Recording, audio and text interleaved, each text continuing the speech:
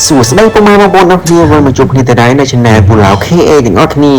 ថ្ងៃនេះដែរគឺអត់មានអីប្លែកទេថ្ងៃនេះគឺធ្វើម្ហូបចៀនពងតែមកយើងក៏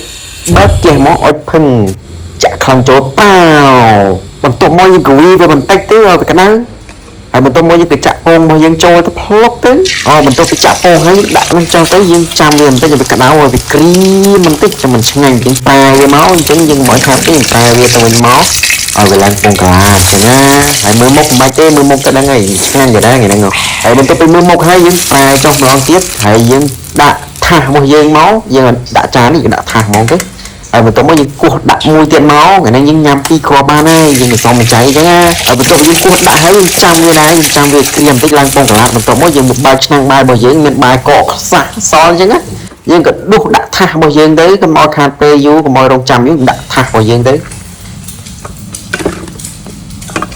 ហើយបាយនេះសូមបញ្ជាក់rằngបាយនេះបាយកកនេះបាទគឺដាំតាំងពីងាយបាទអត់តែឡើងយើងញ៉ាំម្ដងទៀតព្រោះយើងសមចៃចឹងណា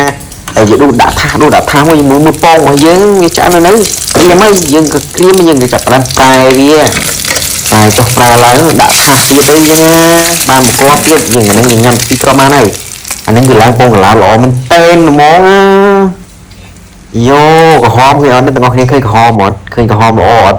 តែមកយើងក៏ធ្វើទឹកជ្រលក់របស់យើងគឺចាក់ម្ទេសចូលទៅហើយបន្ទាប់មកយើងក៏ចាក់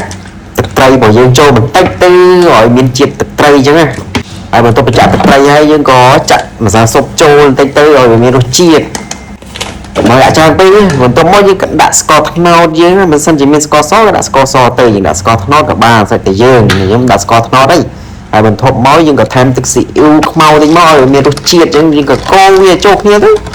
កូរវាឲ្យសព្វចូលគ្នាទៅចាំវាមិនទុះវាចាំវាចូលជាតិហើយយើងក៏ចាប់ដើម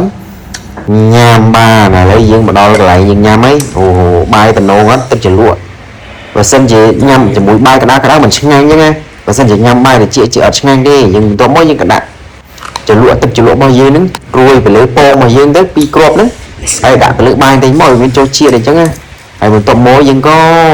កាត់វាជាកង់យើងចោកចូលមាត់ទៅបើមិនចេះចោកចូលមាត់ក៏អត់ទៅតាមតាណាអញ្ចឹងមើលទៅតាមហ្នឹងទៅអ្នកទាំងអស់នេះកុំភ្លេច Subscribe Channel របស់ខ្ញុំម្នាក់មួយផងដើម្បីទទួលបានវីដេអូថ្មីៗពីខ្ញុំបាទរាល់ថ្ងៃនៃពូឡាវ KA ទាំងអស់គ្នាមិនសូវមួយរយៈនេះមិនសូវមាន Subscriber ឡើងទេទាំងអស់គ្នា Follow ក៏អត់មានដែរ Page ខ្ញុំខូចអស់ហើយខ្ញុំក៏ទៅបង្កើត Page ថ្មីអ្នកទាំងអស់គ្នាកុំភ្លេចចូលទៅ Follow Page ខ្ញុំនិង Account ខ្ញុំម្នាក់មួយផង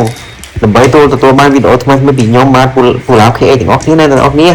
អញ្ចឹងវីដេអូហ្នឹងគឺមានតែប៉ុណ្្នឹងទេអញ្ចឹងទស្សនាវីដេអូបន្តទៀតទៅអរគុណជម្រាបលាសុខសប្បាយ